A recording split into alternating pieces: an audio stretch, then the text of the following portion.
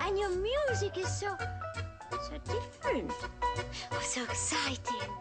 It isn't Beethoven, Mama, but it sure bounces. Okay, shh. Ever since its conception in 1923, the Walt Disney Studios has been a huge successful corporation in the film industry. The Walt Disney Studios, affectionately known as Disney, has created many family classics, such as The Lion King, The Little Mermaid, and Aladdin, to name a few. Many, if not all, of the films created by Disney feature many songs. Disney has blurred the lines between film music and mainstream music. Disney films have featured such renowned musicians as Elton John, Phil Collins, and Billy Joel. Not only has the music of these movies been considered classic, but these songs have also influenced society. This podcast will assess the evolution of Disney music and its impact on society, its successes and triumphs, and also its failures.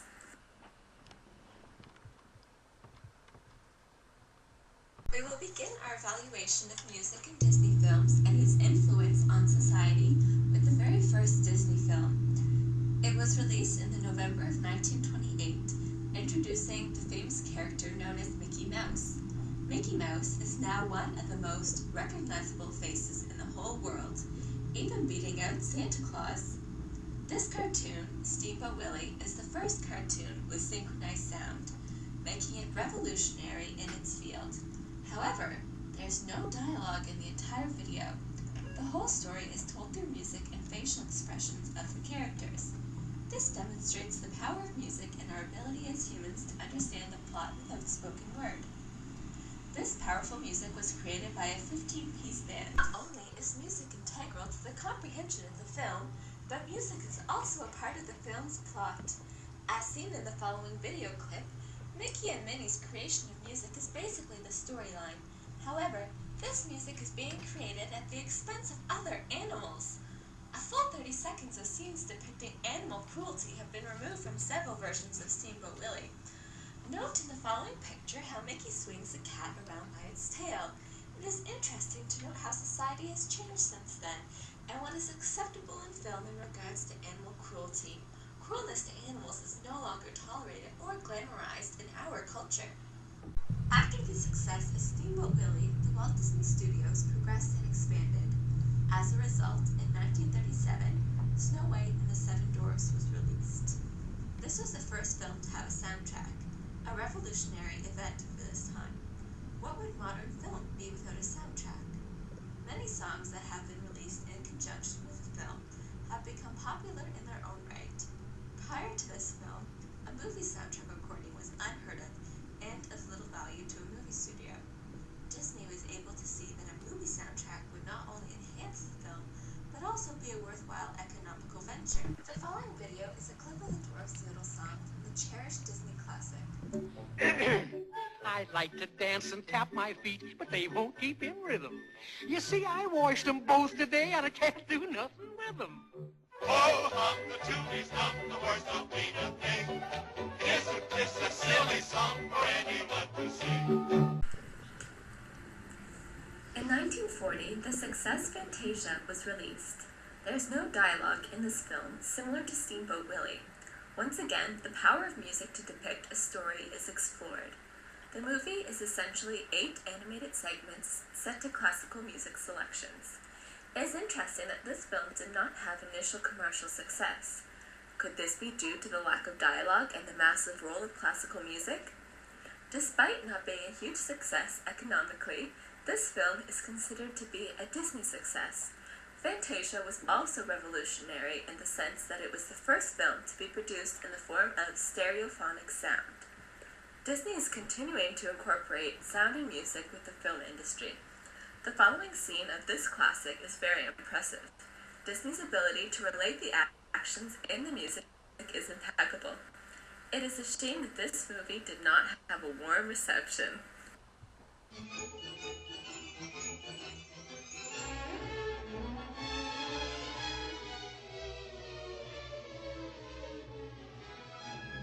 In order to recover from financial losses due to Fantasia, In their next film, in 1941, Disney did add dialogue, but interestingly, this film is the only animated Disney movie to feature a title character who does not speak. This classic is Dumbo. The movie itself is very reflective of the society of this era, especially the racism. There are several Crow characters in this film that are considered to be negative portrayals of African American stereotypes. For script purposes, the leader of the Crows was called Jim Crow, which is the name of the state laws on racial segregation in the United States. Some deny that Disney is being racist in this film. The Crows are of the few characters to be sympathetic and helpful towards Dumbo. Sensitivity demonstrated by naming the Crow Jim Crow and other speculations of racism is very indicative of this era. If this were released today, there would be an outrage. The following song from this film is called Baby Mine. It was sang by Betty Noyes, who is known for being the singing voice of Debbie Reynolds' character in Singin' in the Rain. This song was nominated for an Academy Award for Best Original Song. However, Betty did not receive screen credit for this performance. Neither did any vocal performers of Dumbo. This song sounds like a typical pop song of the era, which goes to show that Disney using popular songs in their films is not a new notion. It is merely pop songs changing and developing over the years.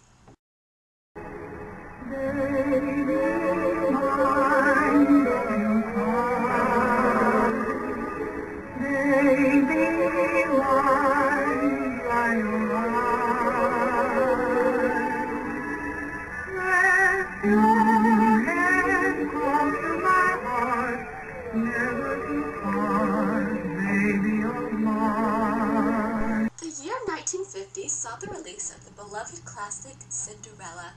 Arguably the most popular song of this film is "A Dream is a Wish Your Heart Makes." Dreams are often a popular theme of Disney songs, as demonstrated in songs like "When You Wish Upon a Star" from Pinocchio and "Once Upon a Dream" from Sleeping Beauty. This is a positive lesson to society, one about defying all odds and chasing your dreams. The song has been covered by very popular mainstream musicians such as Julie Andrews, Cher, Hilary Duff, and Perry Como. The following clip is from the Mouse's Working song.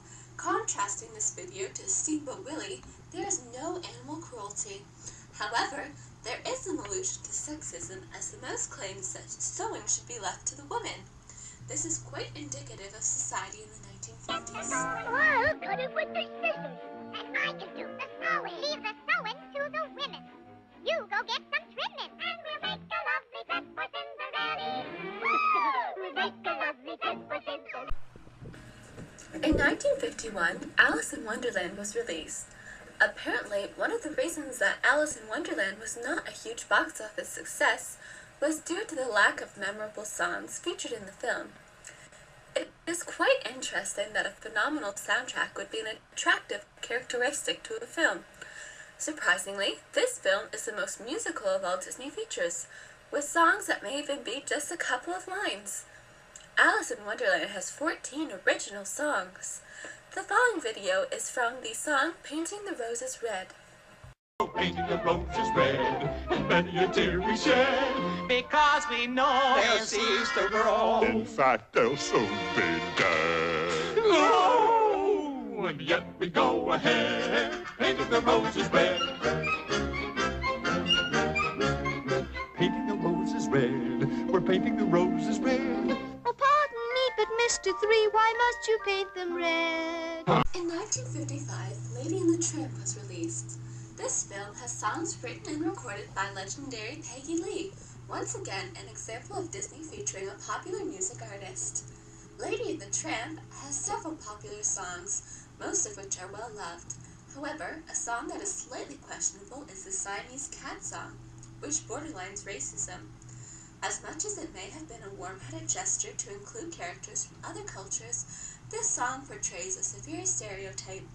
Strangely enough, this song was recently covered by Hilary and Haley Duff. We are Siamese, if you please. We are Siamese, if you don't please. Now we're looking over our new domicile. If we like, we stay for maybe quite a while. 1964 saw the release of Mary Poppins. This movie is a huge success. Julie Andrews and Dick Van Dyke are phenomenal in their lead roles and have incredible singing voices. This movie and its music are not so much indicative of 1964 society, but more so of the society in which the movie takes place. The movie showcases a typical well-off British family in 1910. The song, Sister Suffragette, demonstrates the women's movement to vote. A female child watching this film in modern day may not even be aware that their foremothers had to fight for the right to a ballot. The song, Life I Lead, demonstrates male dominance in the orderly family situation with a distinct hierarchy. Congratulations, Disney, on yet another musical success. Our daughters' will adore us, and they'll sing in grateful chorus. Well done, Sister Suffragette. It's grand to be an Englishman in 1910.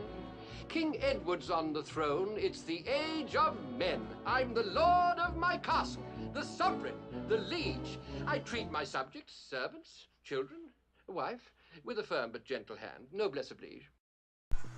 Now we will evaluate something a little different. The ride, It's a Small World, is a beloved boat ride at the Disney theme parks that was debuted in 1964 at the World Fair. The original concept for this ride was to have various multicultural dolls singing the national anthems of their homelands. This did not work out well as planned since the multiple songs did not blend well, and no one could understand the distinct words being sung. Therefore, Disney enlisted the Sherman Brothers to take a break from their work on Mary Poppins to write a single song uniting the dolls in this ride. Their first draft of It's a Small World was more of a ballad-type song and was sped up to make it more cheery upon Disney's request. The Sherman Brothers used a technique called counterpoint to write their song, where the same chords are being played over and over again with different melodies. This resulted in a song that was extremely catchy. It is so catchy that it is even referenced in The Lion King. When a character starts singing It's a Small World, another character quickly replies, "No, anything but that."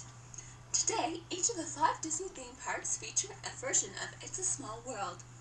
Since 1983, there has not been one moment where this song was not playing in at least 2 locations around the world. It is therefore the most played song in the entire world. This song is a huge societal success for Disney.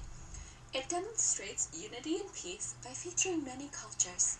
It is very admirable of Disney to promote such an image.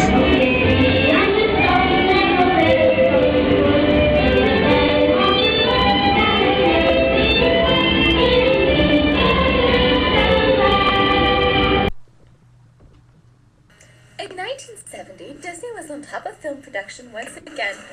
The hit of the year was the Aristocats. In a song of this movie, the female kitten says, "Every truly cultured music student knows you must learn your scales and arpeggios." This lyric is promoting the necessity of formal music lessons in order to be a cultured music student. This is clearly not the case, as many famous musicians are self-taught. The film eventually demonstrates the absurdity of this statement, as the cats meet a cool cat who jams with his fellow unconventional musicians. The video clip shown at the beginning of our Disney tribute shows the cat admitting that improvised music by the self-taught musicians may not be Beethoven, but is still quite good.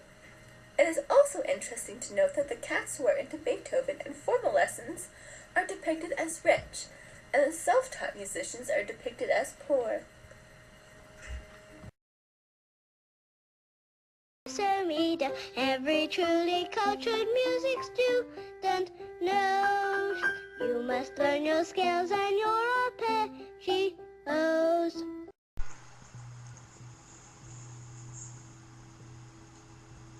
The second video clip from this movie is another example of Disney committing an act of racism in their songs.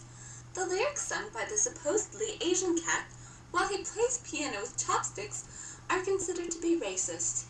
In the 1996 release of the soundtrack, these lyrics are actually removed because of their racist nature.